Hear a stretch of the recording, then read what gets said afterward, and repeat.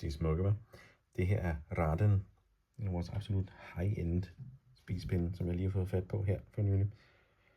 Og så lidt længe efter. Det er sindssygt flotte. Og helt unikke. I med det her er perlemor, der er blevet taget af indersdelen af muslingskaller og blevet sat hen over 20, 30, 50 lag af polering og lakering og påsætning af de her små strimler af perlemor. Nænsomt. Det er mere kunstværk end en spisepinde, men stadig praktisk, for det kan stadig tåle opvaskemaskinen. De er helt fantastiske. Hvordan lyset spiller. Det er faktisk en metode, der har eksisteret i århundreder, som bare er blevet perfektioneret af japanerne her. Det er, ja, fantastisk.